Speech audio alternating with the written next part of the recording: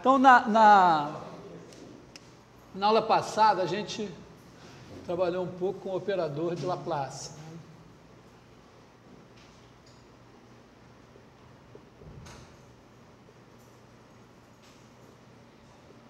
Quer dizer, a primeira motivação foi isso: a gente pegava uma U de R3 em R, peguei o R3 logo todo, né? Fixava um ponto x0, e aí olhava a bola de centro x0 e raio R, e definia M de R é igual a 1 sobre 4 πr2, a integral sobre a esfera de raio R centro x0 de U, né? Onde SR de x0 é igual ao conjunto dos x pertencentes a R3, tais que a distância de x a x0 é igual a R. E aí, no fim, a gente olhou como é que variava essa M, né? Tinha limite. Vamos dizer que essa U seja contínua, então U contínua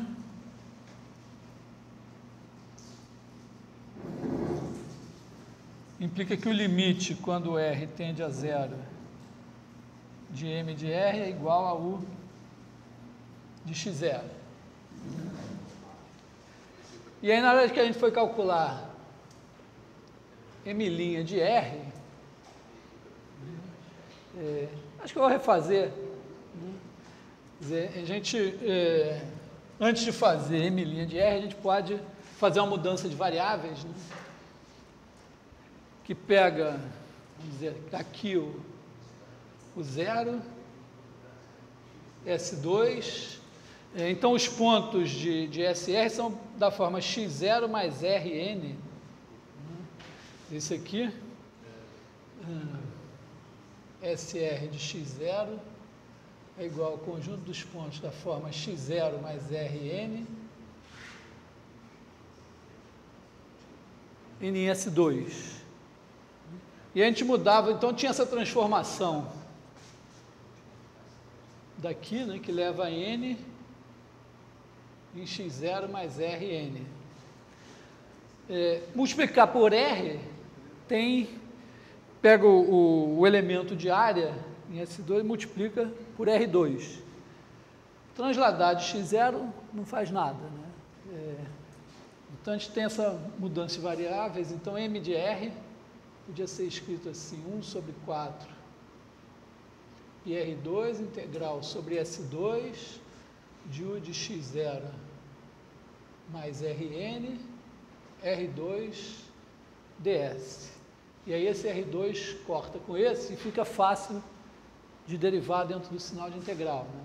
Quer dizer, M' de R é 1 sobre 4π integral sobre S2 de gradiente de U em x0 mais Rn, escalar n, ds. E ainda com a vantagem agora de brinde, né, que se esse cara daqui é o n, normal exterior aqui, é o próprio n. Então, bom, a gente pode ainda trazer de volta essa integral para SR de x0, então seria gradiente de U de x, escalar n, só que aí teria o dividir por R2 de novo, né? Aqui volta o R2 para cá, escalar n, ds. Quer dizer, esse ds aqui é o do S2, esse ds é o daqui. Isso daqui é o fluxo do gradiente através do bordo dessa bola. Então, aplicando o teorema da divergência, teorema da divergência, a gente tem 1 sobre 4 πr2 integral sobre a bola de raio R de x0 da divergência do gradiente de U. Então, esse cara, a divergência do gradiente de U, a gente representa, chama de Laplaciano de U, é o operador de Laplace. Que, no caso da U ter segunda derivada, né, se U tem segunda derivada, isso é dado, se U tem segunda derivada, Laplaciano de U, de ROM 2U, de ROM x1, mais de ROM 2U,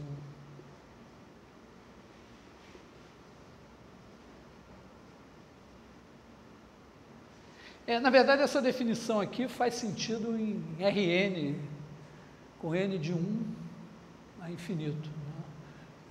Quando está em n igual a 1, isso é a segunda derivada, e nos outros casos é só ir colocando mais coisas aqui. Bom, e a gente observou uma coisa importante aqui, né, é que se o sinal do Laplaciano for constante, então essa derivada também tem sinal constante.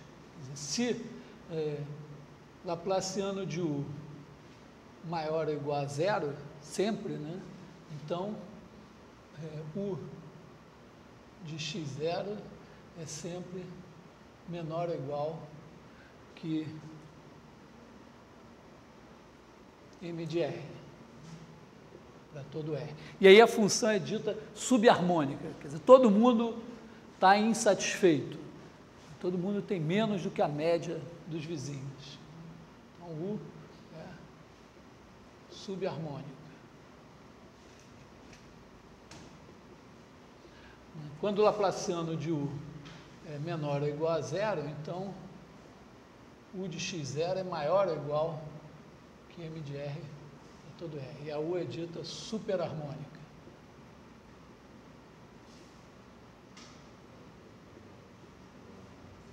Aí quando o Laplaciano de U igual a zero, então U de x0 é igual a m de R é todo R, e a U é dita harmônica.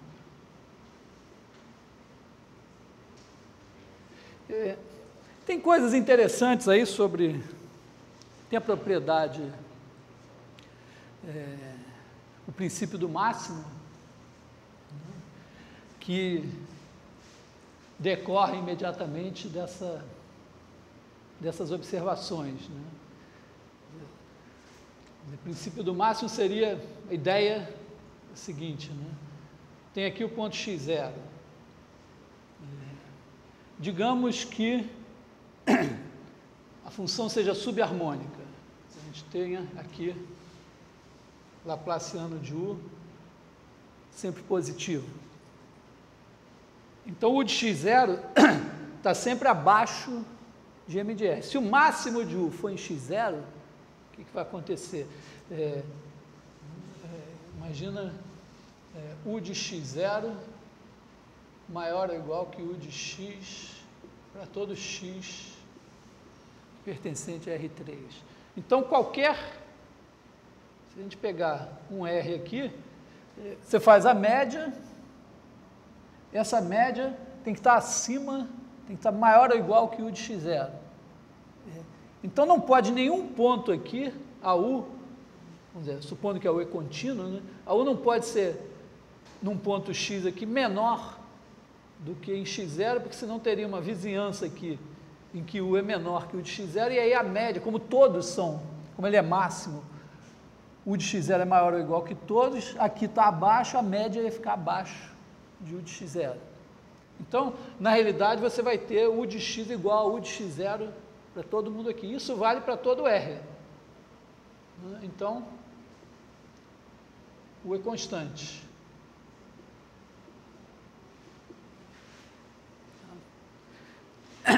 Uma versão um pouquinho mais, seria assim, princípio do máximo.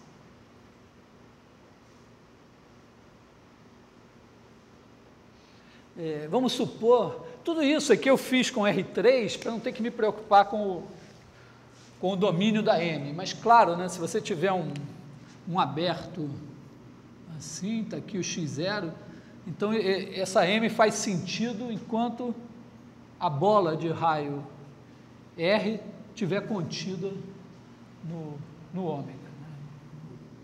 Nosso aberto ômega aqui. Então, isso tudo vai continuar valendo bonitinho, né? Então, digamos que a gente tem aqui U de ômega em R, vamos supor C2, para a gente não se aborrecer, que ômega aberto em R3. Vamos supor também aberto conexo.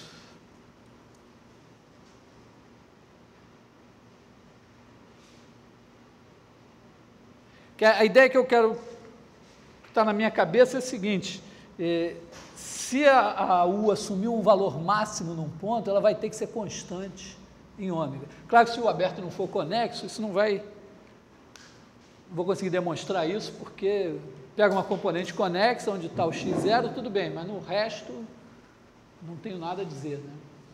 Então tem que pegar um aberto conexo em R3 e Laplaciano de U maior ou igual a zero em ômega. Então, se U de x0 maior ou igual que U de x para todo x pertencente a ômega,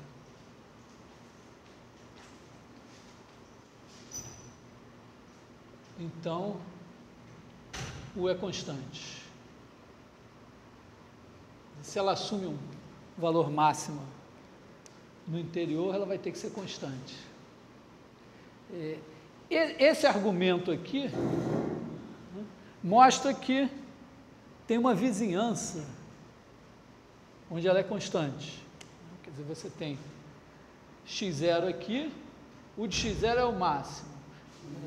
Se em algum ponto você pega uma bolota aqui que esteja inteiramente... Na verdade, mostra mais, né? Você tem aqui o ômega, está aqui o x0. Pega a bolota de centro x0 e que esteja contida em ômega. Nessa bolota aqui, se o máximo é assumido aqui, nessa bolota a função é constante. Tá?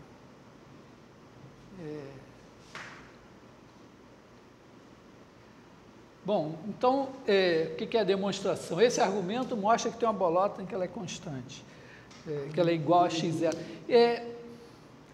Bom, se a gente tem a definição de conexo, não sei, vamos dizer assim, a gente sabe que o conexo, os únicos abertos e fechados no conjunto são ele e o vazio, né? Porque esse argumento aqui mostra que o conjunto dos x, tais que U de x é igual a U de x0, é aberto. Porque quando U de x é igual a U de x0, então x é um ponto de máximo, e vale esse mesmo argumento. Ao mesmo tempo, o conjunto dos x, tais que U de x é igual a U de x0, é fechado. Porque pegar qualquer sequência de pontos aqui, U de xn é igual a U de x0, se xn convergir para x, U sendo contínua, U de x é igual a U de x0. Então, o fato de ser conexo, ser aberto e fechado, é o ômega todo. Você falou que é aberto? Hã? É aberto por conta dessa propriedade da média aqui. Quer dizer, eu pego um ponto x0, em que um ponto x qualquer em que a função assume o valor máximo. Como ela é subharmônica, U de x tem que ficar abaixo, no máximo igual, à média dos valores em volta. Se em algum ponto aqui U tiver estritamente abaixo do valor que você tem aqui, tem uma vizinhança aqui que está estritamente abaixo. Aí você faz a média nessa bolota, tem um trecho aqui em que a função está estritamente abaixo. Nos outros, ela não está acima porque esse é o máximo. Então o valor médio aqui vai ser menor do que esse daqui, contrariando a hipótese. Bom, de qualquer maneira, tem que usar algum argumento desse tipo, ou então pegar, sei lá, se não for assim, pega um ponto aqui, liga x0 a x por um caminho e mostra que você pode cobrir isso por bolotas e tal, e o conjunto dos x, vamos dizer, parametriza uma curva vindo aqui, mostra que o conjunto dos t's, tais que é o valor da curva em t, você cria aqui, c de AB em ômega, c de A igual a x0, c de B igual a esse x aqui, essa c aqui contínua, né? Então aqui você tem que mostrar que C vai ser constante, mas é um argumento semelhante. Quer dizer, o conjunto dos T, tais que U de C de T é igual a U de x0, é AB.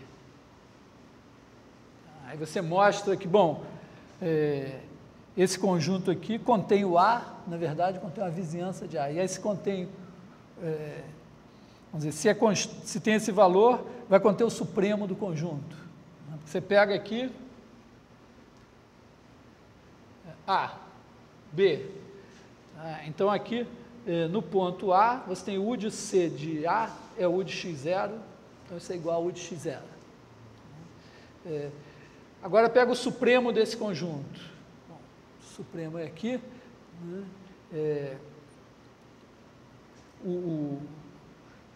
Então, se U de C de T tem uma sequência de pontos aqui convergindo para esse, né, com U de C de T igual a U de x0, então U desse cara também é igual a U de x0.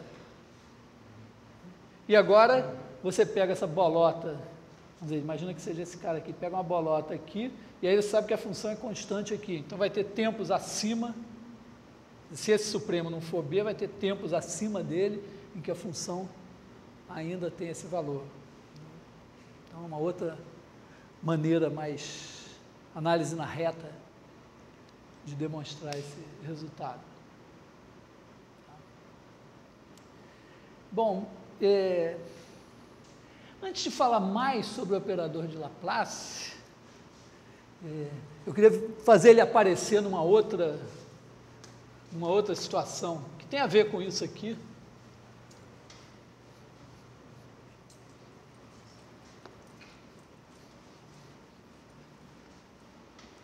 Que é a equação da difusão, a equação do calor.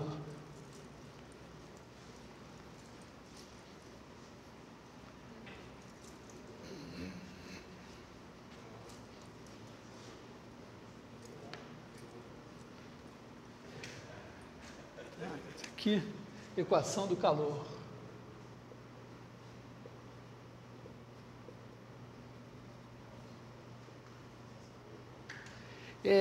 A ideia nessa história aqui seria a seguinte, imagina que a gente tem uma região, uma região V, contida em R3, e a gente tem uma função aqui, U, vamos botar assim, de 0 infinito, vezes V em R, que representa o seguinte, Tx, U de Tx, é entendido o seguinte, é a temperatura no ponto X no instante T. De maneira que a gente também pode olhar para isso da seguinte maneira, para cada T você tem uma função U grande de T, que vai de V em R, que a cada ponto X associa U de T em X, que é igual a esse U pequeno de Tx.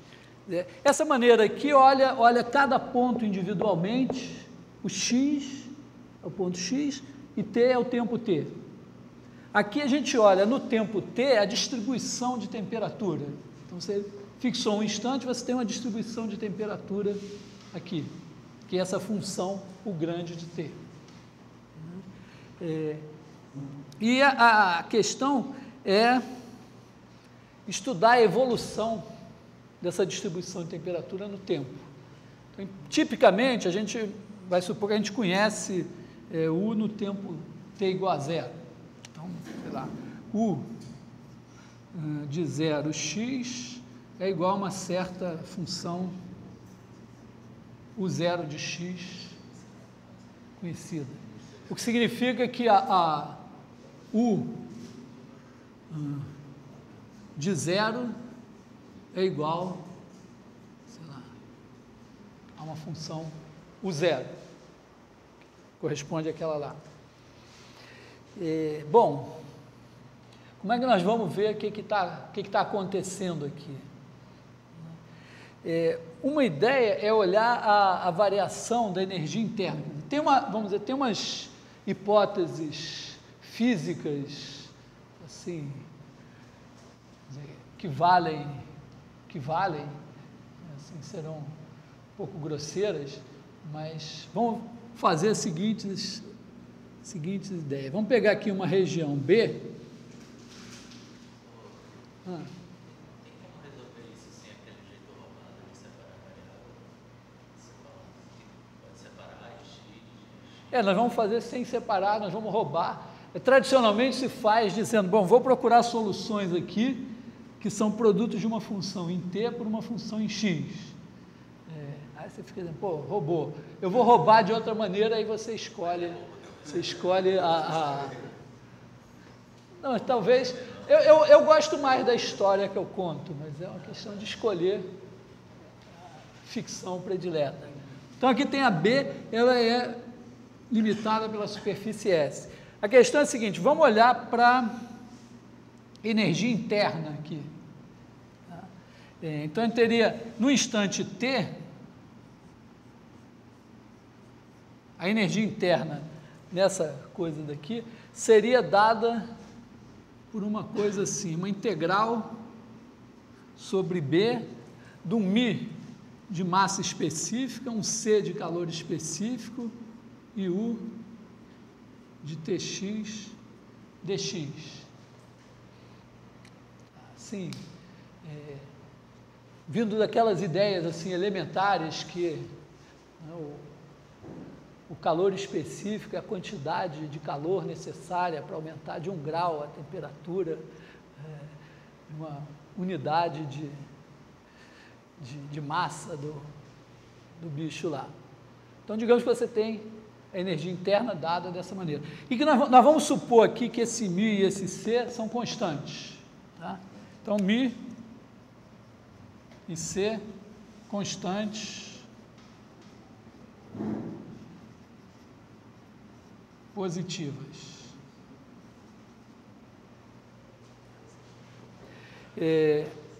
Muito bem, então a gente vai ter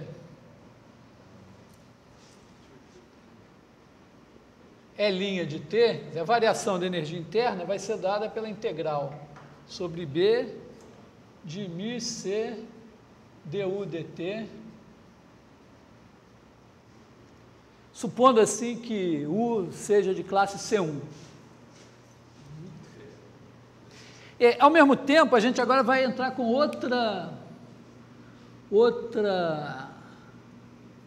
outro chute físico, que é o seguinte,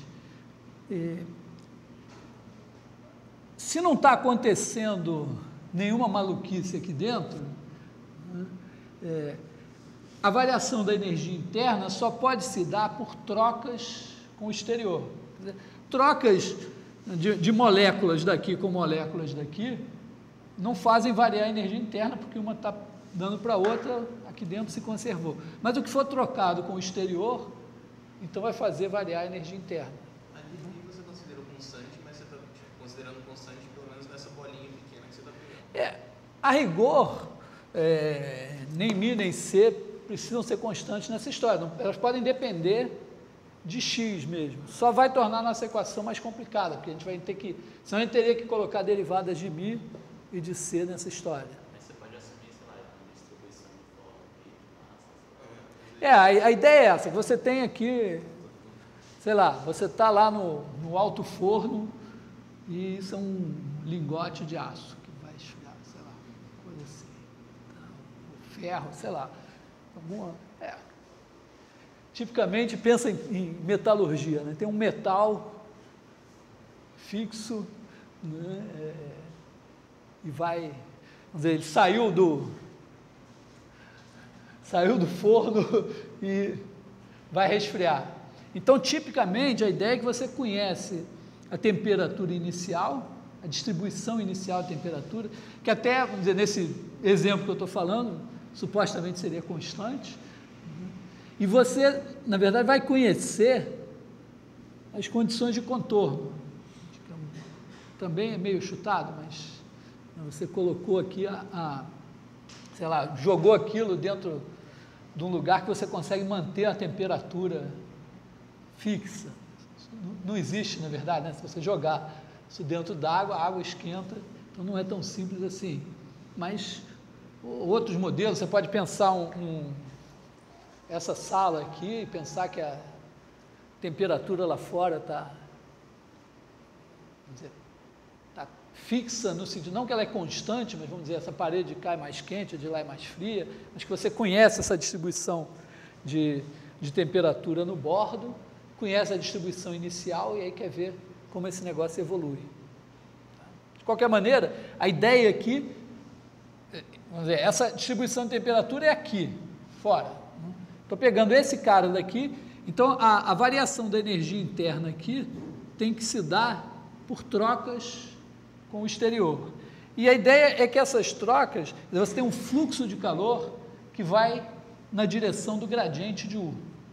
Então, tipicamente, né, você tem aqui, num certo ponto, você tem o gradiente de temperatura aqui, apontando para onde a temperatura aumenta, e o fluxo se dá, vamos dizer, botar assim, um menos K, porque as constantes são sempre positivas. Então, aqui tem um ponto Y, gradiente de U em Y, menos K, gradiente de U em Y.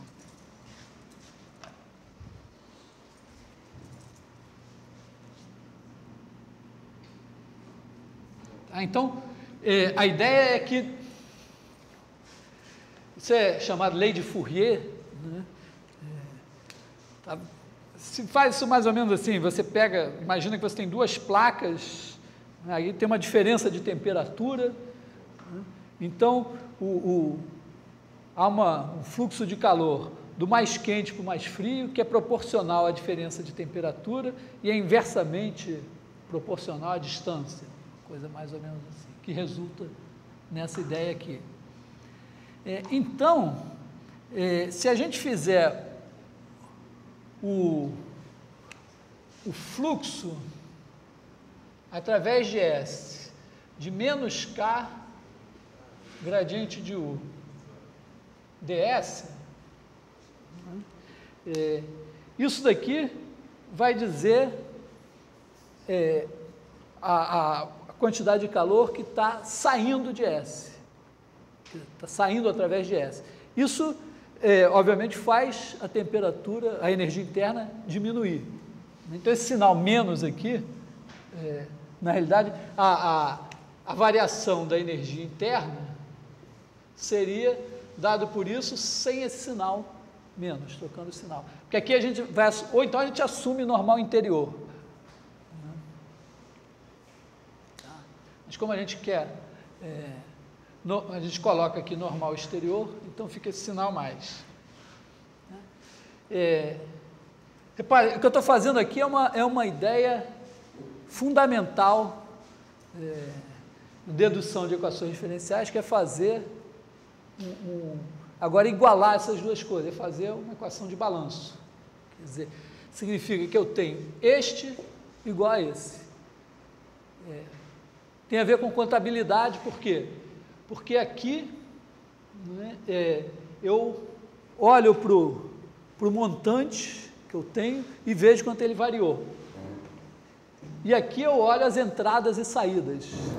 Então, a variação do montante que eu tenho tem que bater com a soma algébrica das entradas e das saídas. Então, isso pode ser feito em contabilidade, em propagação de calor, olhando campo elétrico, olhando mecânica dos fluidos, sempre existe a possibilidade de fazer um balanço. Você mede olhando para dentro e vê que a variação do que tem ali dentro tem que ser dada pelo que saiu ou entrou pelo bordo. Então, igualando as duas coisas, antes de igualar, agora a gente tem uma coisinha a fazer aqui, né, que é aplicar o teorema da divergência. Quer dizer, isso aqui é o fluxo de um campo de vetores aqui. Então, isso é igual a integral sobre B de K divergência do gradiente de U dx. Né? Então, olha o nosso Laplaciano aparecendo aqui de novo. Né? Quer dizer, a gente vai ter a integral sobre B de μc du dt de tx dx é igual a integral sobre B de K divergência do gradiente de U de tx dx. É claro que essa simplicidade aqui se deveu ao fato de que μc e K, vou botar aqui K também, constantes, positivo. Agora tem observações. Primeiro, se U tiver segunda derivada, isso aqui, vamos dizer, desde que isso aqui tenha divergência e U tenha segunda derivada, isso é dado pela soma, pelo traço da matriz da segunda derivada. E essa igualdade, agora supondo segunda derivada contínua em x e primeira derivada contínua em t, essa igualdade para todo B, porque essa igualdade aqui vale para qualquer região B que eu considere. Então, sendo essas funções contínuas, essa igualdade só pode acontecer se a igualdade acontecer ponto a ponto. Porque se tiver um ponto em que essas duas coisas são desiguais, digamos, esse aqui é maior do que esse, então numa vizinhança desse ponto, esse primeiro continua maior do que esse, e a integral desse será maior que a integral desse. Então, supondo aqui, digamos, U, então para simplificar nossa vida, U de classe C2, então você vai ter du dt igual a um K grande Laplaciano de U, onde K é igual a Kzinho sobre μc. Então, isso aqui é assim que deve evoluir a nossa distribuição de temperatura. A ideia, em princípio, seria, o desafio seria dizer, bom, suponhamos que a gente conhece a distribuição de temperatura inicial, que conhece as condições de contorno, saber então como é que isso evolui para todo o tempo.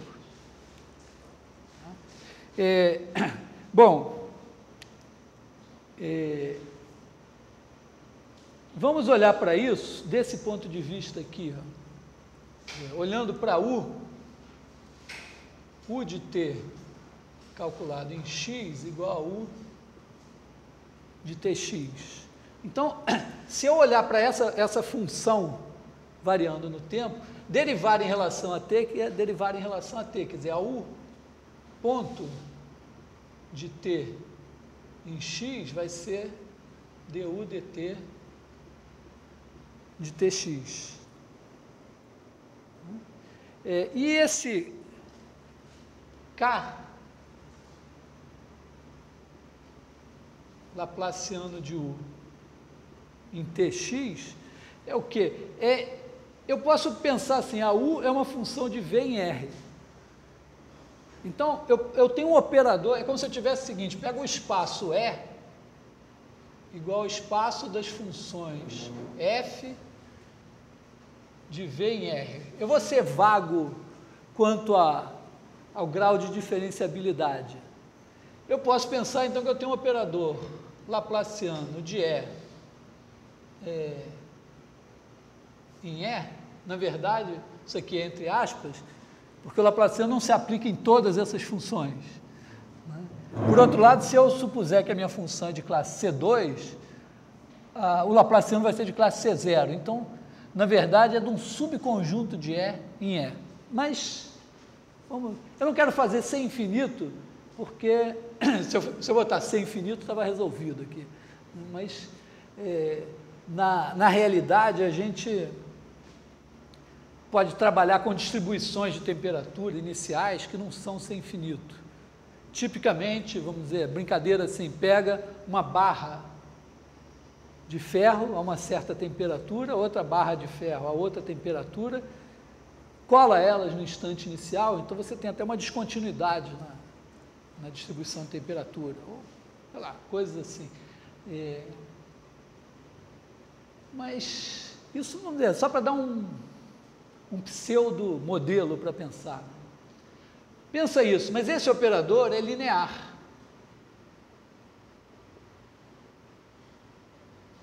Quer dizer, o laplaciano de f mais g é laplaciano de f mais laplaciano de g, laplaciano de lambda f é lambda laplaciano de f. E isso daqui, então isso daqui pode ser visto o seguinte, é um operador, e multiplicar por k também é linear. Quer dizer, isso aqui pode ser visto como um operador A de U de T, calculado em x, é isso daqui.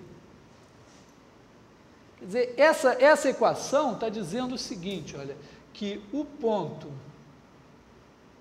de T é igual a A de U de T, onde A, vamos dizer, A de E em E leva uma função f em K laplaciano de f. Eu olho para isso, isso eu sei. Né? Se fosse Rn, isso aqui é uma equação diferencial ordinária linear de primeira ordem. E que eu sei que se eu conseguir diagonalizar esse cara, beleza. Né? Então, né, digamos assim, resolvo se diagonalizar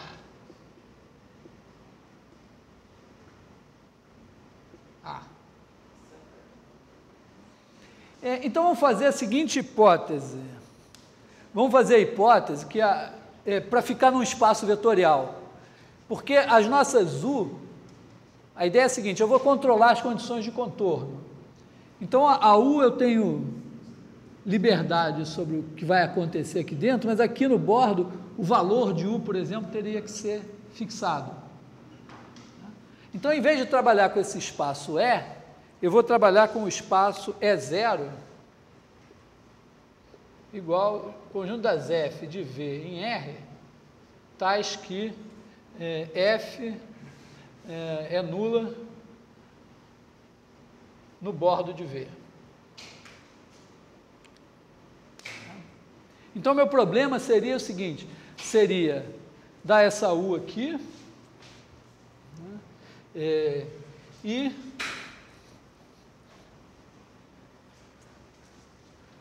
eu quero essa U aqui, e eu quero o seguinte, que du dt de tx igual a k laplaciano de u tx, isso aqui para todo x pertencente a v e para todo t maior que zero. Que u de tx igual a zero para todo t maior que zero e para todo x no bordo de v.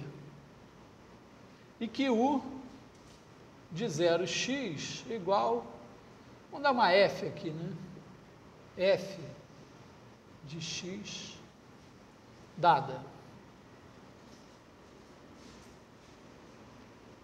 Interpretando dessa maneira, né, eu poderia dizer o seguinte, seria como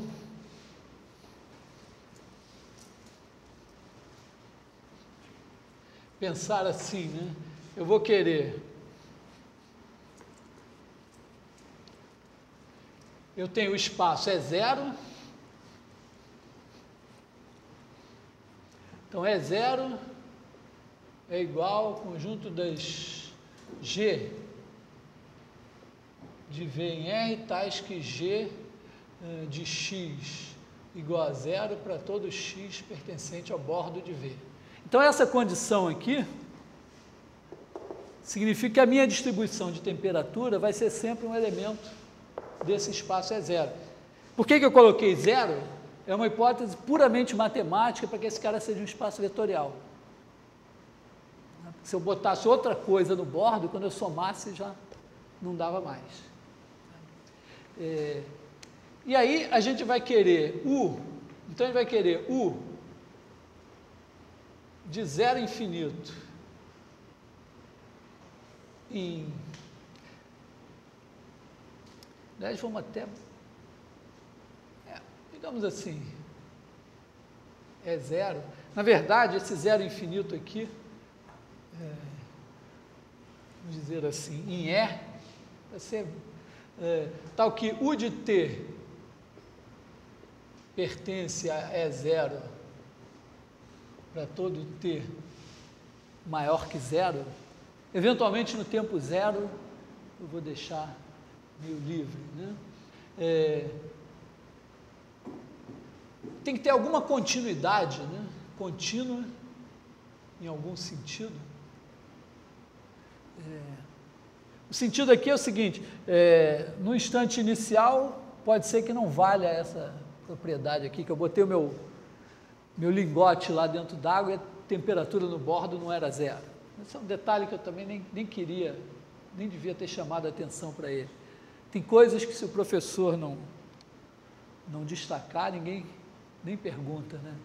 Então, para que ficar colocando isso agora? Porque eu estou criando uma certa ficção. Na verdade, essa abordagem que eu estou fazendo aqui é a abordagem que se faz, num certo sentido, no nível mais na pós-graduação, só que a justificativa dessas coisas é um pouco delicada. Quer dizer, você tem aqui claramente, eu não posso laplaciano, não vai de E0 em E0, né? Mas a gente tem aqui o ponto de T é igual a A de U de T para todo T maior que zero. E U de zero é igual a F. Então, vou me concentrar nisso. Isso aqui eu sei. Isso aqui é um problema de equação diferencial ordinária linear com valor inicial conhecido. Uma coisa também, porque assim, esse seu E0 que você está considerando, ele não é de dimensão finita. Ele é de dimensão infinita, justamente, essa é a mudança. E eu ainda não sei diagonalizar o A em dimensão infinita. Não, pois é, tudo bem. Então, o que eu estou dizendo, eu vou dar um chute. Você começou me perguntando, bom, tem esse negócio de resolver esse problema, dizendo, eu vou procurar soluções que são a função de t vezes a função de x, depois você soma soluções assim, isso é meio chutado. Eu vou dar um chute que vai ser o seguinte, eu vou chutar que esse operador aqui é diagonalizável. Tá? Mas ele tem uma surpresa para nós. Esse espaço aqui, nesse espaço E0, não nele, mas vamos dizer nas funções contínuas, aqui em E0, você pode definir um produto escalar de G1 por G2, que é a integral sobre V de G1 vezes G2, é o produto escalar de Fourier. É o primeiro produto escalar da história.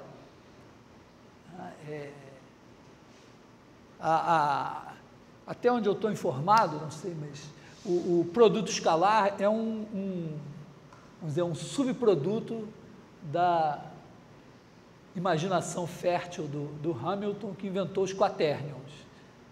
Então, quando um quaternion é um cara da forma T mais XI mais YJ mais EK.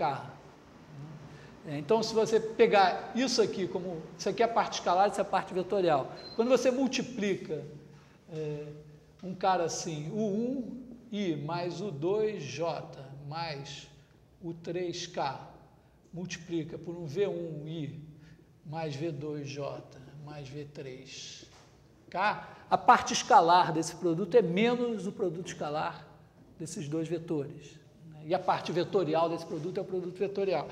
Então, até onde eu consigo entender, o conceito de produto escalar aparece aqui, até com esse nome. Só que antes disso, o Fourier tinha utilizado essa ideia, claro, sem fazer analogia com aquilo, sem chamar de produto escalar. Mas hoje a gente olha para esse, bom, tem um produto escalar aqui. Né? E esse operador A, né, tem uma propriedade muito interessante. Né? Na verdade, vamos fazer só uma conta assim. Quando você tem um campo, uma função f por um campo f, quando você faz a divergência disso daqui, você tem que fazer d dx1 de ff mais d dx2 ff1, né? ff2 mais d dx3 de ff3. E aí você vê que isso dá gradiente de f, escalar f mais f divergência de f.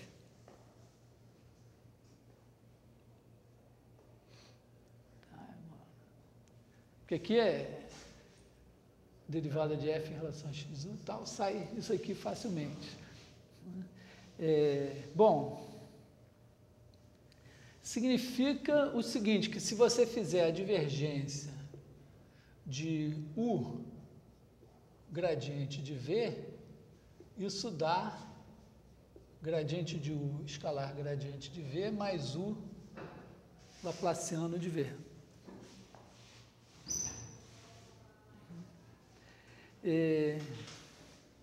Significa também que se você fizer a divergência de V gradiente de U, isso dá gradiente de V escalar gradiente de U mais V laplaciano de U. Imagina que U e V estão nesse espaço aqui, eles valem zero no bordo.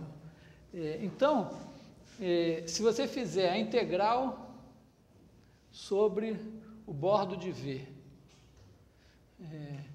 de U gradiente de V, como U vale zero no bordo, isso aqui é zero. Ao mesmo tempo, isso é integral sobre V de gradiente de U escalar gradiente de V mais a integral sobre V de U laplaciano de V.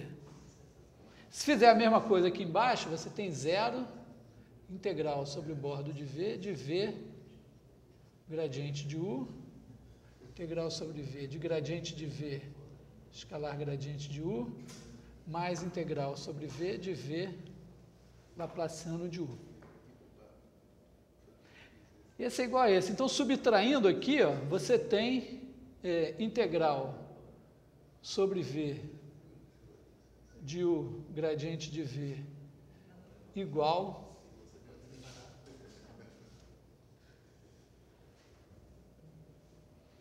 tá? Porque quando você subtrai, esse cancela com esse menos esse dá zero. Então, esses dois são iguais.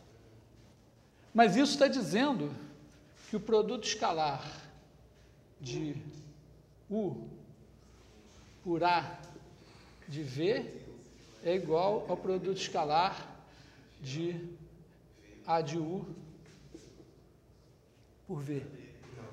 Então, esse é o primeiro operador simétrico da história. Na verdade, é a segunda derivada, né? Isso aqui é a integração por partes. Se você fizer isso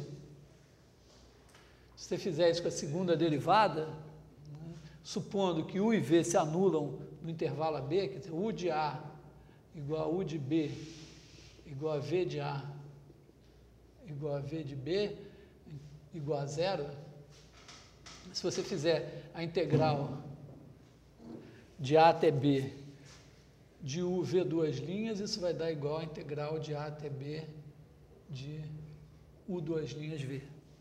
Integra por partes duas vezes, no fundo é o que a gente faz aqui. Então, esse operador é simétrico. Ou seja, os autovetores dele, se você tiver autovetores associados a autovalores distintos, eles são ortogonais. E isso é uma grande vantagem, né? Quer dizer, a demonstração é exatamente a mesma, né? Quer dizer, se você tiver φ1 A de φ2 igual a de φ1 φ2. Agora, se φ2 for um autovalor, um autovetor, isso aqui vai ser φ1, digamos um autovalor lambda2 φ2. Isso daqui vai ser o autovalor lambda1 φ1 φ2. Então, tirando fora, se lambda1 e lambda2 forem diferentes, então o produto escalar de φ1 por φ2 tem que ser zero. Então, a história tem dessas coisas. Antes de se ter a ideia de espaço vetorial, de operador linear claramente delimitada, né, já apareceu o primeiro produto escalar, que, curiosamente, era num espaço de dimensão infinita, e o primeiro operador simétrico, que também... O operador simétrico pode falar, bom, tinha as cônicas e tal, mas acho que eles não eram formulados assim. Bom, o importante, então, é que aqui a gente tem um operador simétrico. Se eu chutar que ele é diagonalizável, o pior que pode acontecer, bom, em dimensão infinita, porque em dimensão finita, o operador simétrico é diagonalizável. Tal, teorema espectral e tal. O problema aqui é que é em dimensão infinita, mas se eu chutar que é diagonalizável, tá uma beleza, né? Então, vou apagar essa história aqui. Vou só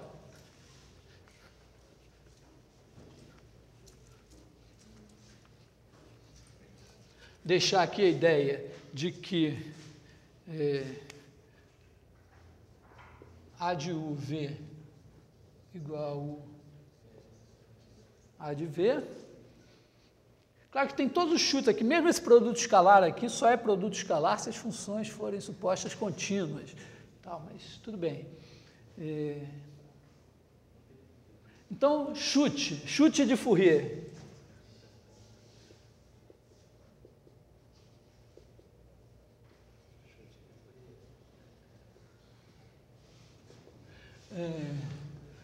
Os autovetores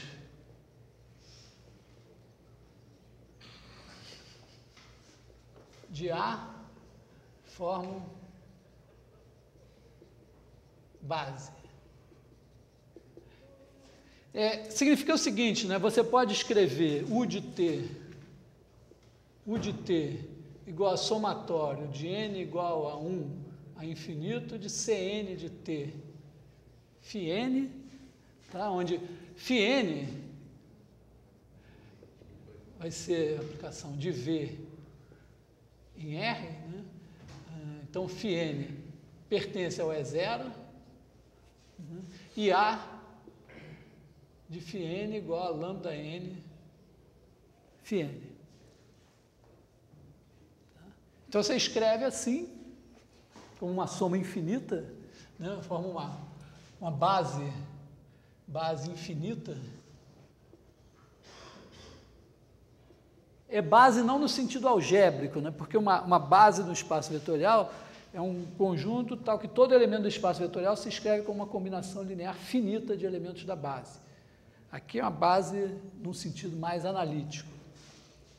Você escreve isso e diz, bom, por um lado, o ponto de T é igual a somatório de N igual a 1 a infinito de Cn ponto de T φn. Por outro lado, isso daqui é igual a de U de T pela equação, e isso também aqui, chutando que o operador linear é contínuo, quer dizer, A da soma infinita é a soma dos A's, que também não é exatamente verdade, mas isso aqui vai dar somatório de n igual a 1 até infinito, de Cn de t, A de φn é lambda n φn, e daqui, dessa igualdade, você conclui, bom, se esse é igual a esse, isso é uma base, então o coeficiente tem que conferir. Então, Cn ponto de t igual a lambda n Cn de t, portanto, Cn de t igual a Cn de 0 é elevado a lambda nt. E o Cn de 0, você substitui aqui, ó. Quer dizer, daqui você tem somatório de n igual a 1 a infinito, de Cn de 0 φn igual a f. Como esses caras aqui são 2 a 2 ortogonais, você multiplica escalarmente por qualquer um deles, dos dois lados, e some todo mundo menos o próprio. Tá? Quer dizer, se você fizer o produto escalar por φj aqui, isso é outra sacada do Fourier, quer dizer, já tinha assim, mas ele sacou fazer isso. Né? Então, você multiplica escalarmente por φj, depois troca o nome para φn mesmo, né? Então aqui você vai ter Cn de 0 integral sobre V de φn ao quadrado é igual a integral sobre V de fn. Logo, Cn de 0 é igual a 1 sobre a integral sobre V de φn quadrado, integral sobre V. Isso aqui, você pode até, se essa base for ortonormal, pode fazer C1. Não é muito usual, mas é isso. A trajetória que o Fourier fez foi assim ou foi pelo outro jeito? Cara, vale a pena pegar o livro do Fourier, Théorie analytique de la chaleur, na biblioteca do Instituto de Matemática. Eu dei uma olhada há muitos anos, o que eu retive da história foi o seguinte, o Fourier fez isso, o exemplo mais natural, fazer em uma dimensão, né? Então, em uma dimensão, isso aqui é integral de A até B, e a segunda derivada,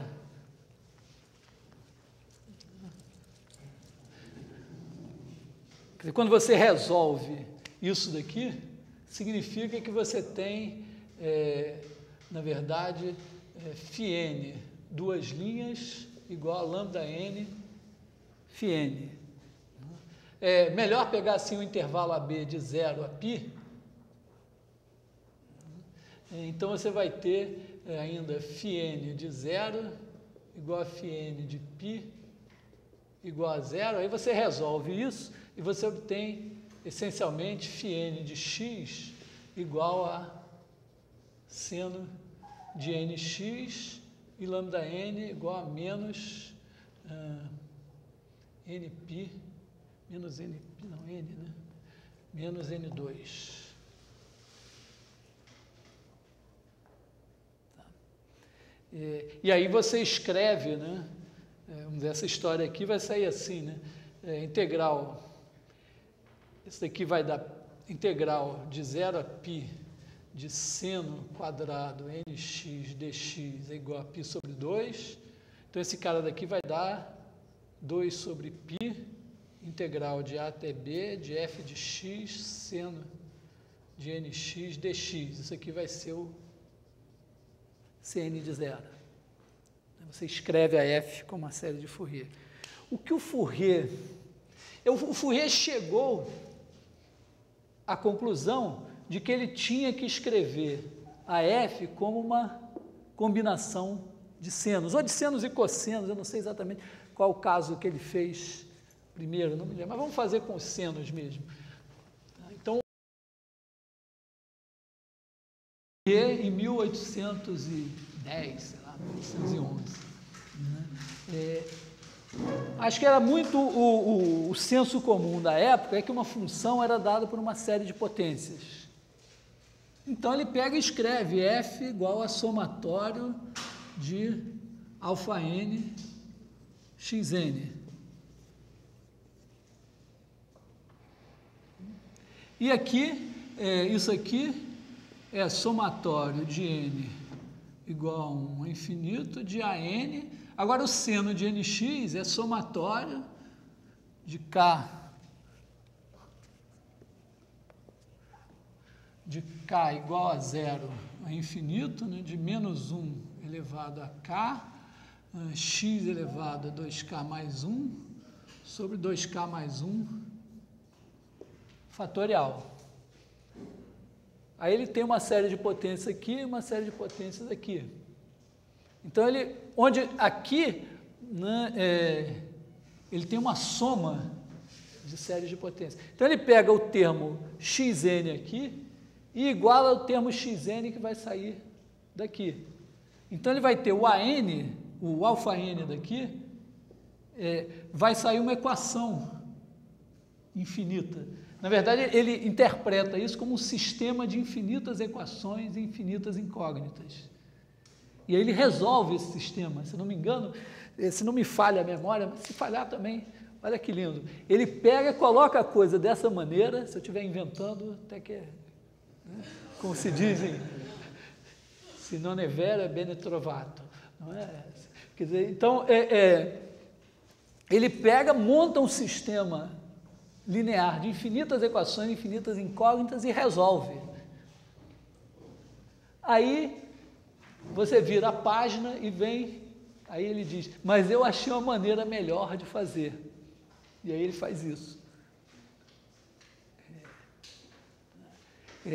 Mas aparentemente ele primeiro fez da maneira que era o feijão com arroz da época. Depois ele sacou essa ideia aqui, que hoje a gente aprende no colégio, né? Você aprende que você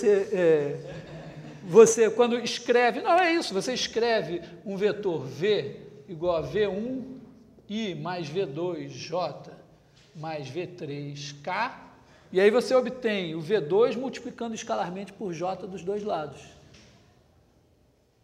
Quando não aprende no colégio, aprende no primeiro ano da graduação. Então a gente aprende isso antes, mas na verdade depois a gente aplica assim. Repara que nessa história aqui, ó, tem caras assim, né? É muito importante o seguinte, esses lambda n são sempre negativos. Observa que isso vai vir aqui simplesmente das propriedades básicas aqui do Laplaciano, né? Quer dizer, se você tem Laplaciano de U igual a lambda U em V e U igual a zero no bordo de V, então se você fizer o produto escalar de U por Laplaciano de U, isso aqui vai dar lambda UU. Vou botar φ, né, para ficar assim, pensando φ como a letra dos autovetores.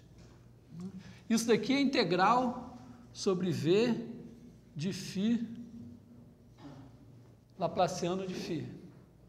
Só que isso veio, lembrando aqui, né, quando a gente pega a divergência de φ gradiente de φ, isso dá gradiente de φ, escalar gradiente de φ, mais φ Laplaciano de φ. Então, essa integral daqui é igual à integral sobre V da divergência de φ gradiente de φ menos gradiente de φ, escalar gradiente de φ. Essa daqui é a integral sobre o bordo de V de φ gradiente de φ, que é zero, menos a integral sobre V da norma do gradiente de φ ao quadrado, que é negativo. Então, isso aqui é zero, então isso aqui é menor ou igual a zero. Então, o lambda n, isso aqui é positivo. Então, o lambda é sempre negativo. Quer dizer, os autovalores são sempre negativos. Isso é muito importante pelo seguinte, ó, você vai ter no fim, o fim da nossa história aqui, quando você resolve isso,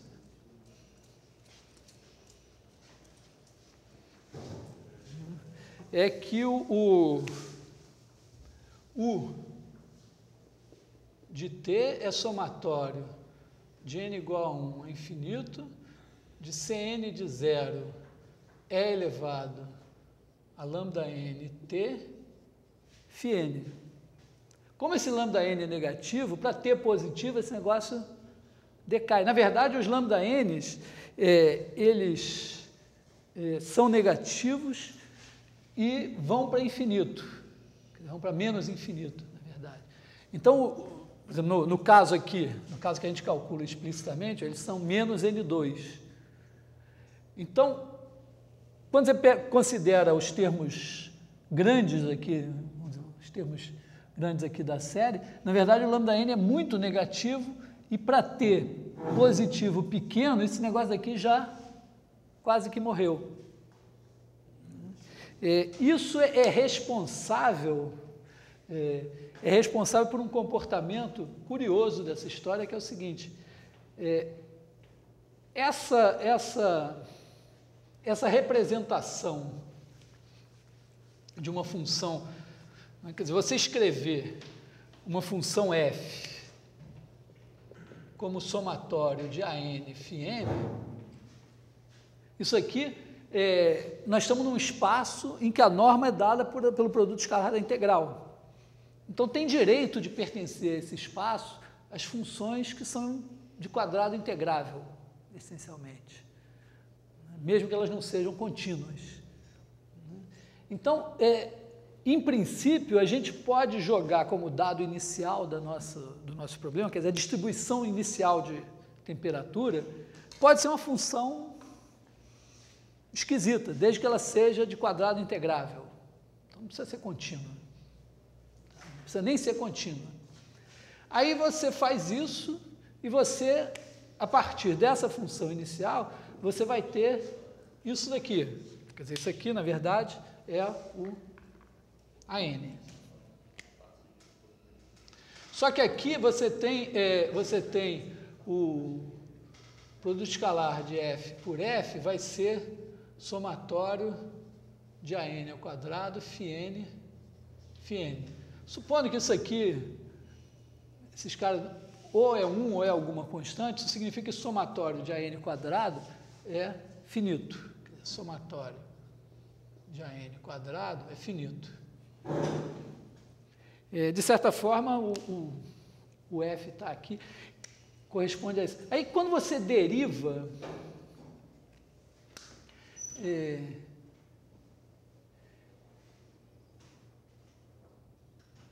se você derivar esse negócio em relação a t, ou na verdade, olhar assim, quando você tem uma f, vou olhar por aqui, quando você tem uma f dada assim, a derivada da f, lembra que esse an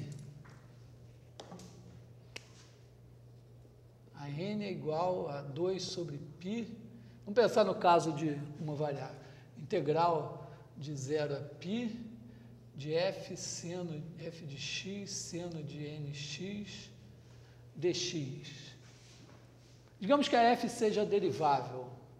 Então, se você pegar o bn como sendo o coeficiente da f', vai dar 2 sobre π integral de 0 a π, de f' seno de nx, dx, f' de x. Se você integrar isso por partes, isso aqui vai dar 2 sobre π, aí você tem f de x seno de nx 0 π, menos integral de 0 a π, de f de x, n cosseno de nx, dx. Na verdade, eu não fiz o caso do senos e cossenos, mas aqui, na verdade, digamos que a gente faça, bom, vou chutar assim, esse aqui dá 0, né?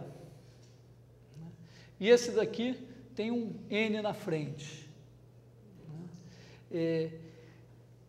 Então, na verdade, esse aqui seria o AN da F, se em vez de pegar os senos, eu botasse os cossenos. Os cossenos são uma base ortogonal do mesmo espaço, com essa integral de A até B de F vezes G, só que em vez de supor que F de A e F de B são zero, você supõe que F' de A igual a F' de B igual a zero. Aí, em vez de ter os senos, você tem os cossenos. Fisicamente, corresponde, em vez de você dar a temperatura nas extremidades, você diz que a barra está isolada nas extremidades. Isso significa o seguinte, vamos dizer que o Bn da F' corresponderia essencialmente a n vezes o, sei lá, alfa n daqui assim. Então, de certa forma, para essa F' ser de quadrado integrável, eu precisaria que a soma desses Bns ao quadrado fosse finita. Só que a soma de Bn ao quadrado é a soma de n2 a n quadrado. Então, n2 alfa n quadrado. Então, de certa forma, a condição para F ser derivável, e para a derivada ser de quadrado integrável, é que a série de Fourier da função não só seja de quadrado integrável, mas ainda multiplicada por n, ela seja de quadrado integrável. Olha só, aqui ó, a gente tem uma coisa assim, porque se você fizer a n é elevado a lambda nt, isso é a série desse cara aqui. Se você multiplicar isso por n, você tem a n, esse lambda n é negativo, né? Então n é elevado a lambda nt, isso daqui, quando n é grande, isso é pequeno, fica menor do que 1, para t positivo. Então, isso tudo ao quadrado ainda é somável. Isso é responsável, vamos dizer, isso é mais ou menos a explicação para um fenômeno esquisito, que é, de certa forma, assim, não tão esquisito assim, que se você parte de um dado inicial, que é apenas razoável, vamos dizer, apenas de quadrado integrável, mas não é nem contínuo, para todo tempo positivo, a sua solução já é uma coisa de classe C infinito. Na verdade, já tem todas as derivadas. Então, é mais ou menos dizer o seguinte, que o efeito da propagação do calor é um efeito de difusão e ele lima as diferenças. Então, você começa com uma coisa meio assim, logo, quando começa a difusão, aquilo tudo se atenua e você tem todas as derivadas. Bom, de qualquer maneira,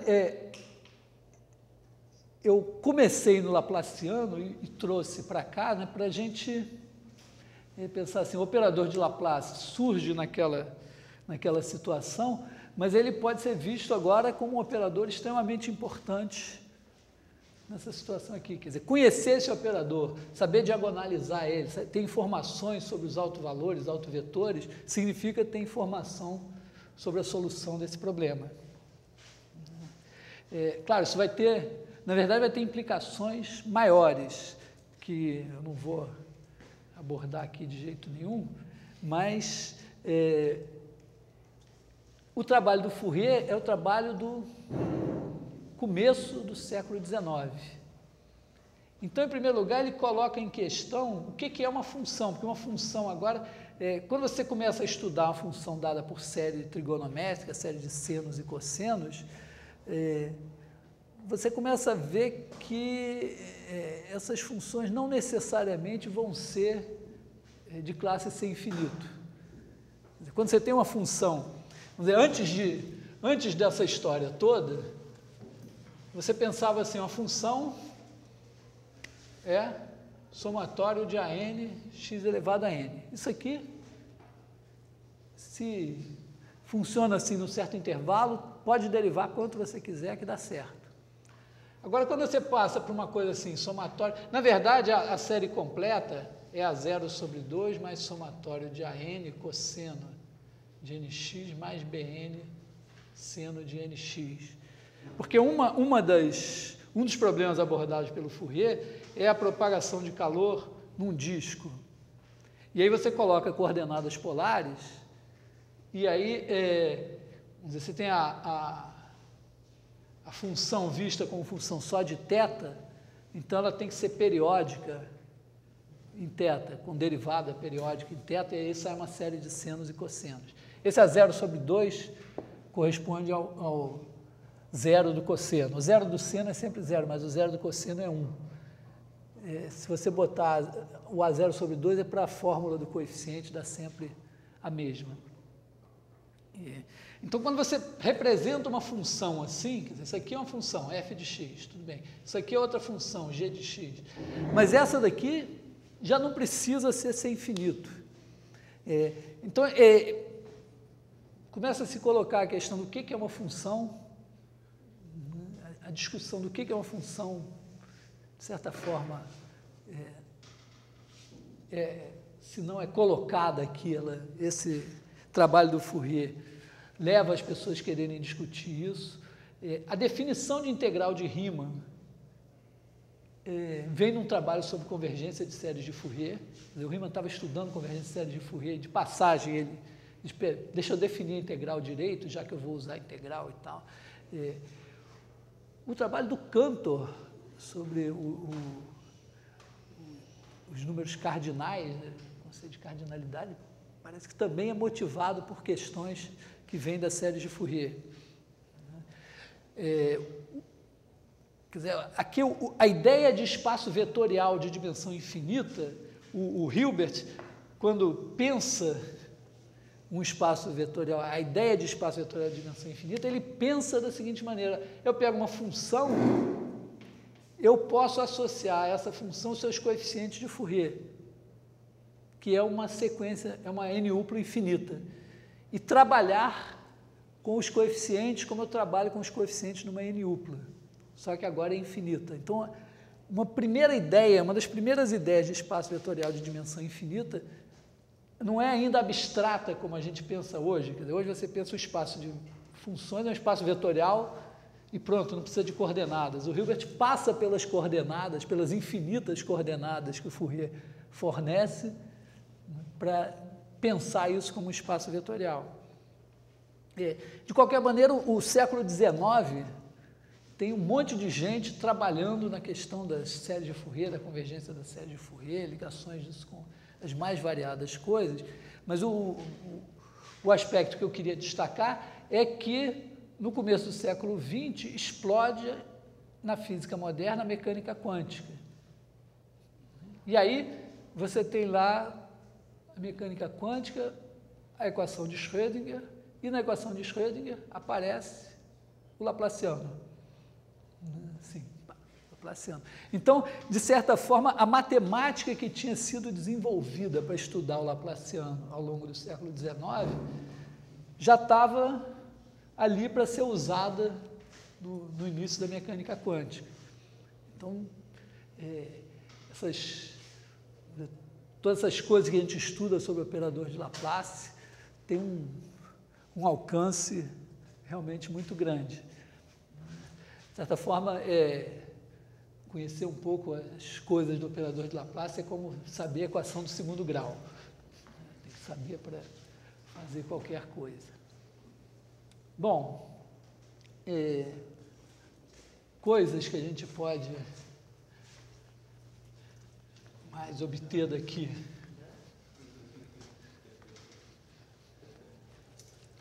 Não sei se eu falei muito rápido. De qualquer maneira, a ideia é trabalhar assim, né? Você trabalha com... Você tem um ômega aberto em R. Vamos botar R3, mas vale R2, vale R, vale Rn, né? Aí você tem o bordo de ômega, S igual a bordo de ômega, e aí a gente considera o operador de Laplace definido em algum espaço E. Geralmente a gente considera assim, o espaço E, as funções de ômega em R, tais que alguma coisa, vou só botar assim, e é zero é igual ao conjunto dos F pertencentes a E, tais que há alguma coisa, alguma condição em S. Alguma condição que torne o E0 um espaço vetorial. Então, por exemplo, valer zero no bordo, ou a derivada, componente normal da derivada valer zero no bordo. Alguma coisa que você multiplica por um escalar e não muda, que você soma e não muda. E aí o problema passa a ser pensar assim, né? Encontrar φ em E0 tal que Laplaciano de φ igual a lambda φ. Vamos dizer, esses serão os autovetores e autovalores que vão ser relevantes para resolver problemas do tipo, ou, vamos dizer, problemas do tipo, sei lá, du dt igual a alguma coisa, vou botar K mesmo, Laplaciano de U, com o dado inicial, que será arbitrado, e com a condição de contorno, que é essa daqui. Também a gente pode olhar para a situação de equilíbrio. Né? A situação de equilíbrio significaria o seguinte: o tempo tende para infinito. Vamos dizer, a U grande de t tende para alguma coisa, uma função U0. Bom, quando isso acontece, a ideia é que a velocidade tende a zero. Então, du dt tende a zero. Então, significa que o Laplaciano de U0 igual a zero. Ou, sem pensar no tempo tender a infinito, o que é você dar uma condição inicial e ficar parado? É justamente o Laplaciano ser zero, porque aí esse negócio não muda. Então, também a equação Laplaciano de U igual a zero vai ser uma equação importante para entender fenômenos tipo propagação de calor. Eventualmente, você pode também colocar aqui, vamos dizer assim, você poderia ter du dt igual a K Laplaciano de U mais uma f, sei lá, f de x, representando algum agente externo que mexe na temperatura. Então, o estado de equilíbrio corresponderia a isso ser zero, e aí você teria Laplaciano de U mais f igual a zero. Então, também tem esse tipo de problema para resolver. No caso de uma variável, Laplaciano igual a zero significa, segunda derivada zero, significa reta. É um bom modelo, mas é um pouco pobre. Mas, de certa forma, quando a gente tem um problema de equações a derivadas parciais envolvendo a variável tempo e a variável espaço, a gente fazendo a dimensão espacial igual a 1, a gente transforma, por exemplo, o Laplaciano em segunda derivada, as coisas ficam mais simples e dá para, às vezes, fazer umas coisinhas que não são evidentes no caso com mais variáveis espaciais. Mas, de qualquer maneira, é isso, né? Então, em dimensão 1, segunda derivada é o Laplaciano. Laplaciano igual a zero corresponde à reta. Laplaciano positivo significa segunda derivada positiva, função convexa. Laplaciano negativo, segunda derivada negativa, função côncava. Só que em dimensão 2, por exemplo, né, se você fizer x2 menos y2, vou chamar isso aqui de u de xy, então você vai ter d2u dx2 menos d2u dy2 é igual a 2 menos 2 igual a 0. Essa daqui não é côncava nem convexa, nem linear. Se você fizer 2x2 menos y2, aí você vai ter Laplaciano de u maior que 0. Se você fizer x2 menos 2y2, aí você vai ter Laplaciano de u menor que 0. Então, isso mostra que no caso já de duas variáveis, Laplaciano zero é bem diferente de linear, Laplaciano maior do que 0 é bem diferente de convexo. Tá? Existem bons exemplos. No caso de dimensão 2, aliás, os bons exemplos são a parte real e a parte imaginária de uma função holomorfa. Quer dizer, em termos de exemplos de funções harmônicas em dimensão 2, na verdade tem todo um desenvolvimento da teoria de funções harmônicas em dimensão 2 que vai casado com funções de variável complexa. Se você tem f de ômega contido em C, a valores em C, né, e f' existe, então se você escrever f de xy igual a u de xy mais i v de xy,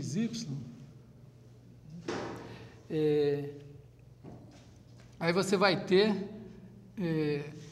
a matriz de f, matriz jacobiana de f, vai ser dada por du dx, du dy, dv dx, dv dy.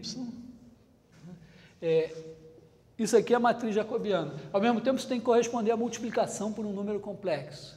Então, como multiplicação por um número complexo, a gente tem du dx igual a dv dy e du dy igual a menos dv dx.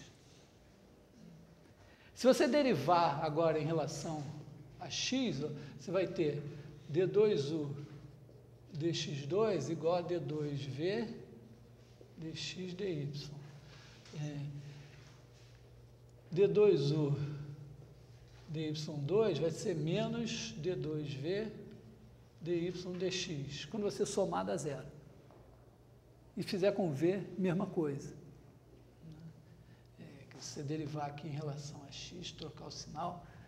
Então, a parte real e a parte imaginária de uma função holomorfa são harmônicas. Então, isso também é uma informação importante sobre funções de variável complexa. Tá? Eu estou desenvolvendo a ideia aqui de função harmônica, a propagação de calor, tudo em R3, mas tudo isso pode ser feito em R2 também, igualzinho, uma ou outra pequena variação. Aliás, bom, exercícios divertidos são expressar o Laplaciano em coordenadas polares e principalmente em coordenadas esféricas. Dá uma beleza de... Mas, para fazer esse negócio, para deduzir essa coisa do operador de Laplace em coordenadas esféricas, é interessante usar a definição mesmo. Quer dizer, você pegar e usar que a divergência do campo F é fazer a integral, é o limite da integral no bordo de V de F ds dividido pela medida de V. Quando V tende a x. Isso pode simplificar um pouco as coisas. Se você usar o V certo em coordenadas esféricas, isso aí pode ajudar nas contas. Mas é um bom exercício. Eu botei esse exercício no texto, até com a dica que se você não conseguir, pode olhar no Curran. Ele acho que mais ou menos faz esse macete aí.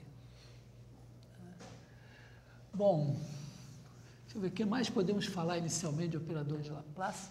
Assim, tem uma...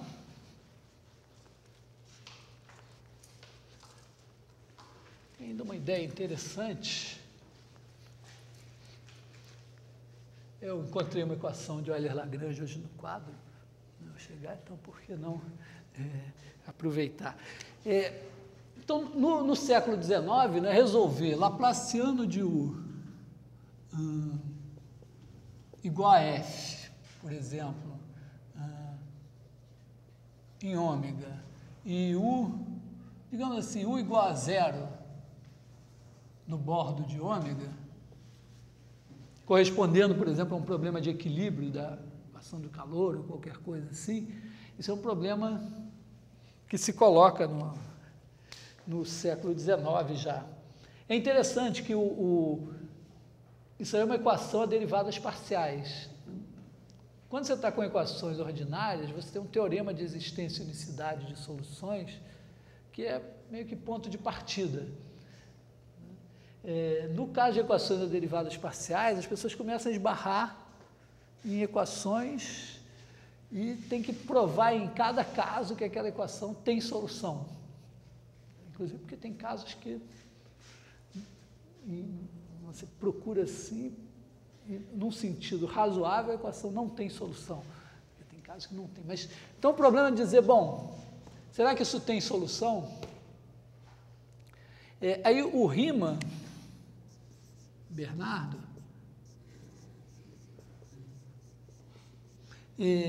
ele carteia a seguinte coisa, que esse negócio daqui, na verdade, é inspirado na equação de Euler-Lagrange. Havia já, em 1800 e tanto, já tinha praticamente 2 séculos de cálculo das variações, 150 anos de cálculo das variações. Quando você vai resolver um problema variacional, tipo Brachistochrone, coisas assim, né, tipicamente você tem um problema de minimização, você quer achar uma função que minimiza alguma coisa. Né? Então, o primeiro problema é aquele clássico da Brachistochrone, né? Desenhar o escorrega, tal que se você escorregar por aqui, você chega no menor tempo possível. E as pessoas aprenderam, e aí na virada do século XVIII para o século XIX, fica mais ou menos claro, né, que quando você coloca um problema variacional, a solução do problema vai ser dada pela solução de uma equação diferencial. Então, você reduz o problema de minimização no funcional ao problema de resolução de uma equação diferencial, hoje chamada equação de Euler-Lagrange. Em seguida, as pessoas também aprendem a fazer o contrário, quer dizer, dada uma equação diferencial, encontrar um problema variacional por trás dela. Né? Tipicamente, você tem coisas tipo F igual a MA, né? Quer dizer, M, X dois pontos, igual a menos gradiente de V em X. Isso daqui você pode pegar uma coisa assim, né? 1/2 de mx ponto quadrado menos v de x, fazer integral de a até b, isso aqui é x de t, isso aqui dt, então, isso aqui é um funcional, sei lá, j de x, né? Se você considerar x, tais que x de a igual a um certo a e x de b igual a um certo b, todas as trajetórias x que começam no ponto A e terminam no ponto B, a que minimiza esse funcional, que é chamado ação, vai ser exatamente a solução dessa equação diferencial. Você olha para esse funcional aqui, na verdade você faz o quê? Você mostra, você diz, bom, se é ponto de mínimo disso, então as derivadas direcionais têm que ser todas iguais a zero. Então, fazer a derivada direcional significa o seguinte, você tem aqui o ponto A, o ponto B, a sua trajetória x, que minimiza esse negócio, variar ela numa direção é escolher uma função H, que vale 0 em A e 0 em B, então aqui seria x, aqui x mais H, e você pega as funções da forma x mais SH, então é variação numa certa direção, quer dizer, x de t mais SH de t pode ser visto o seguinte, esse cara é um elemento do seu espaço, esse é outro, e você está fixado nesse x, aqui você tem o H, x mais SH, dessa reta. Então, você ser um ponto de mínimo em x significa que para S igual a 0 você tem um mínimo. Então, você deriva em S, e aí na hora que você deriva em relação a S, isso tem que valer para todo H, você chega à conclusão que vale isso. Então, você tem já uma história de pegar equações diferenciais e achar funcionais tais que aquela equação diferencial vem da minimização daquele funcional. Na verdade, começou pegando o funcional e achando a equação diferencial. Aí o Riemann diz o seguinte, o Dirichlet, ele diz que é a ideia do Dirichlet, que é a sacada de que isso daqui vem do seguinte funcional, J de U igual a 1/2 da integral sobre ômega de gradiente de U ao quadrado mais integral sobre ômega de F vezes U. A ideia é a seguinte, se você procura o mínimo desse funcional, então procura o seguinte, J' de U igual a 0, isso corresponde a Laplaciano de U igual a F. É uma conta que a gente tem que fazer, mas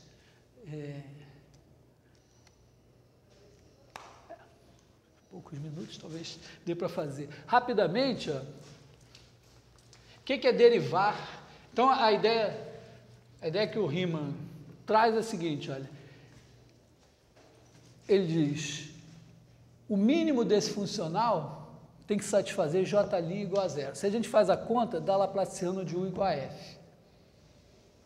Aí ele diz, bom, mas esse funcional, na verdade era outro, mas essencialmente ele diz, bom, mas esse funcional é limitado.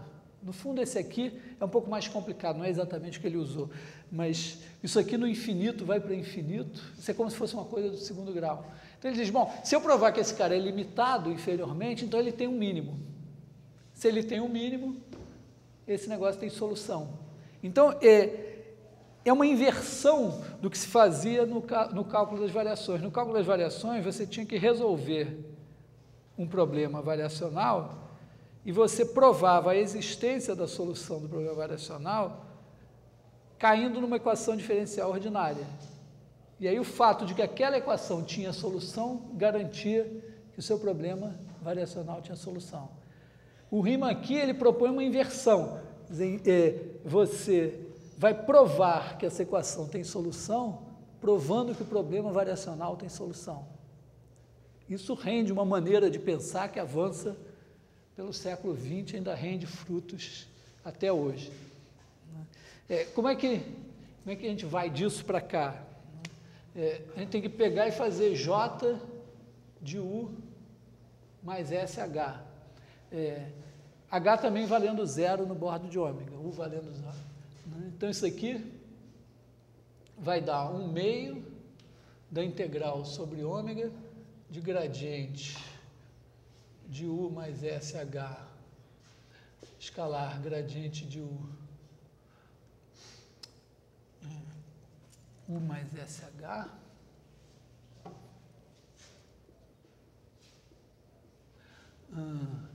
mais integral de F, U mais SH.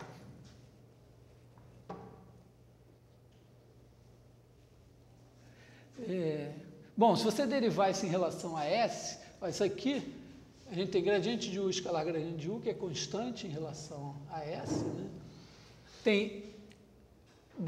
Tem S gradiente, S ao quadrado gradiente de U, gradiente de H, esse aqui vai dar gradiente de U quadrado mais S2 gradiente de H quadrado mais 2S gradiente de U gradiente de H. A gente pode derivar isso em zero. Então, na verdade, a gente faz isso daqui menos J de U. Né? Isso aqui vai dar mais integral de FU, aqui tem um meio, integral disso, mais S integral de FH. Se a gente tira J de U, a gente tira esse.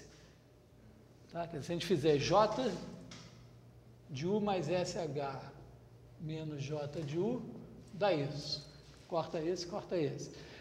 Dividindo por S, a gente corta esse, corta esse, corta esse. Quando o S tende a zero, isso aqui vai para zero. Então, isso aqui tende para integral sobre ômega, esse meio cancela com esse 2, gradiente de U, escalar gradiente de H, mais integral de FH. Está quase bom, só que isso daqui a gente pode escrever, usar de novo, né, que é divergência de H gradiente de U é gradiente de H gradiente de U mais H laplaciano de U. Então, a integral disso é a integral da divergência disso menos essa daqui. Só que essa integral dessa divergência vai dar zero, porque H vale zero no borda. Tá? Então, isso daqui, na verdade, vai dar menos integral de menos laplaciano de UH mais integral de FH em ômega. Então, isso aqui é igual a integral de menos laplaciano de U mais F, H sobre ômega. Se isso aqui é um ponto de equilíbrio desse negócio, essa derivada direcional tem que ser zero para qualquer direção H. Então, se isso for zero para todo H, então esse bicho aqui tem que ser zero. Tá? Macete tradicional, porque tem que ser zero. Se num certo ponto, vamos dizer, está aqui o ômega, se num certo ponto X esse cara não é zero, você bota um H que faz assim, né? De maneira que se aqui não vale zero, é mais ou menos isso. Então, quando você multiplica os dois, dá uma coisa positiva e a integral não pode dar zero. Então, isso aqui dá menos laplaciano de U mais F igual a zero. Então, dá a solução desse negócio daqui. O problema é que quando o Riemann, não é exatamente nesse caso, mas quando o Riemann argumenta, bom, se esse negócio é limitado inferiormente, então atinge o mínimo, aí ninguém diz, espera aí, mas isso é verdade? O Weierstrass é o cara que faz essa crítica, diz, não, mas espera aí, nem de funções de R em R, a função sendo limitada inferiormente, eu garanto que ela atinge o mínimo. Daí que demonstra que, quer dizer, que isso vale no intervalo fechado, começa a preocupação com esse tipo de detalhe. Então, aqui, na verdade, provar que essa função é limitada inferiormente não garante que tenha um mínimo e, portanto, não garante a existência dessa solução. Mas, mesmo assim, ainda tem situações em que, de certa forma, sai mais barato, ou sai mais barato, é uma das maneiras razoáveis de mostrar a existência de solução de uma equação diferencial, passar da equação para o problema variacional e provar diretamente que o problema variacional tem solução, que é chamado método direto para a solução de equações. Então, vamos dizer, isso está, repara, o conceito de compacidade está nascendo aqui também, né? Porque você está procurando, quer dizer, o bicho lá é limitado inferiormente, então você tem uma sequência minimizante, mas mostrar que essa sequência tem uma subsequência convergente já é a ideia de compacidade, e que em dimensão infinita é delicada.